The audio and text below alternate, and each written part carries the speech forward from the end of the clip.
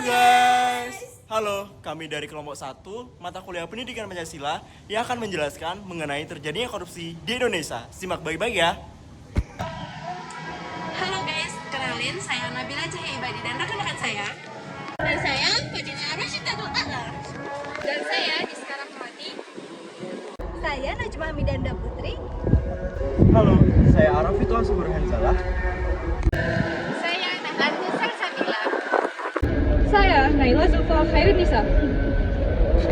Komisi Pemberantasan Korupsi menahan 2 petinggi perusahaan BUMN PT BGR. Bupati Kepulauan Meranti Muhammad Adil ditetapkan KPK sebagai tersangka.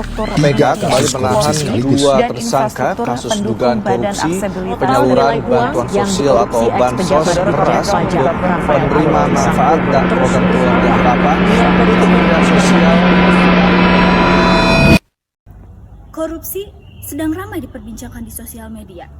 Hal ini dipicu oleh kasus yang baru saja terungkap.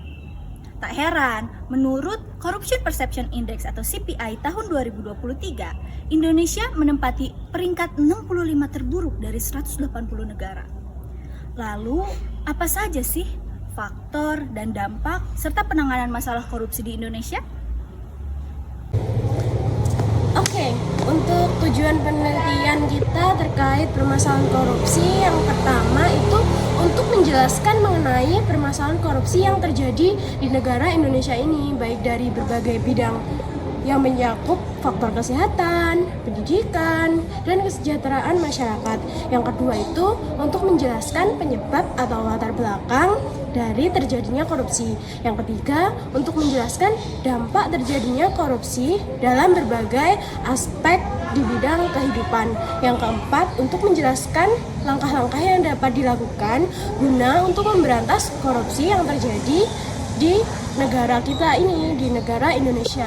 Manfaat penelitian terkait permasalahan korupsi yang pertama itu memberikan penjelasan secara menyeluruh tentang permasalahan korupsi yang marak terjadi di negara Indonesia, mencakup dari sektor bidang kesehatan, pendidikan, serta sosial, dan kesejahteraan masyarakat. Yang kedua itu memberikan penjelasan tentang apa latar belakang serta dampak yang diperoleh dari maraknya korupsi yang terjadi di Indonesia. Yang terakhir itu menjadi wadah diskusi serta saran tentang langkah-langkah yang dapat dilakukan oleh pemerintah untuk memberantas serta mengurangi tindak korupsi yang terjadi di Indonesia. Nah, kali ini saya akan menjelaskan beberapa faktor penyebab munculnya korupsi terjadi di Indonesia. Yang pertama adalah lemahnya pengawasan terhadap penggunaan anggaran, utamanya anggaran belanja, pembangunan daerah, anggaran pendidikan, anggaran kesehatan, serta anggaran sosial. Yang kedua, kelemahan sistem hukum dalam menindaklanjuti adanya tindakan korupsi karena pemerintah masih kurang efisiensi dalam memberikan hukuman kepada pelaku tindakan korupsi. Yang ketiga, lemahnya tata kelola pemerintah, birokrasi yang kaku, rendahnya transparansi, rendahnya akuntabilitas. Yang keempat, sistem perpajakan yang belum efektif, pengadaan barang dan jasa oleh pemerintah atau publik. Yang pertama, dilakukan secara perorangan atau korporasi. Yang kedua, melakukan tindakan melawan hukum. Yang ketiga, bertujuan memperkaya diri sendiri dan merugikan perekonomian negara. Yang keempat, menyalahgunakan kewenangan dan merugikan perekonomian negara. Kelima, memberi sesuatu atau janji kepada pegawai negeri untuk melakukan tindakan yang berlawanan dengan kewajibannya. Kemudian yang keenam, memborong ahli bangunan dan pengawas bangunan yang melakukan tindakan curang dan nantinya dapat membahayakan keamanan orang atau barang atau keadaan negara dalam masa perang.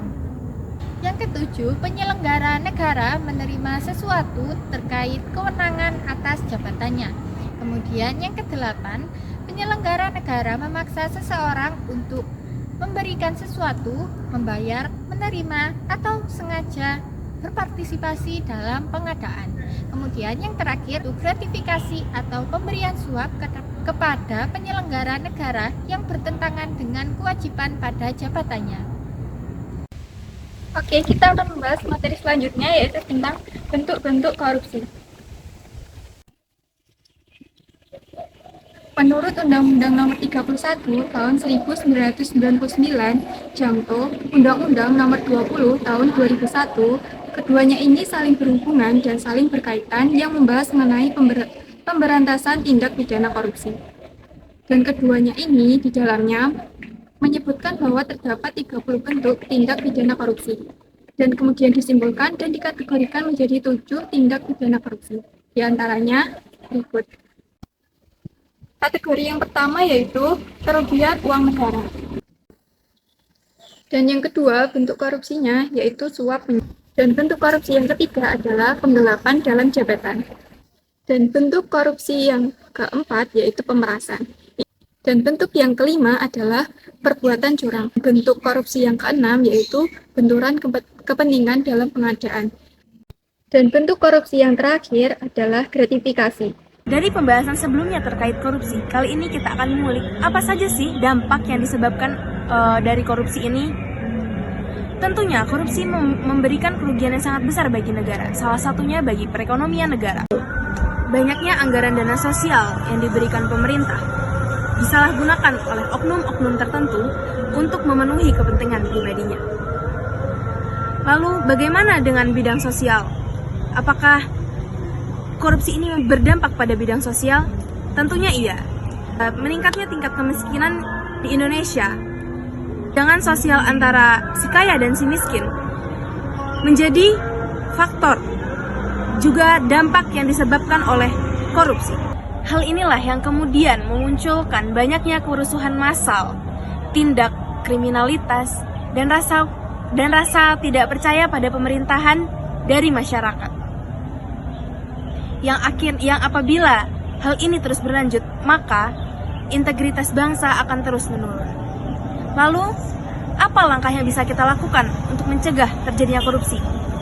Korupsi termasuk ke dalam extraordinary crimes atau kejahatan luar biasa karena sifatnya yang merusak dan memiliki akar permasalahan yang kompleks.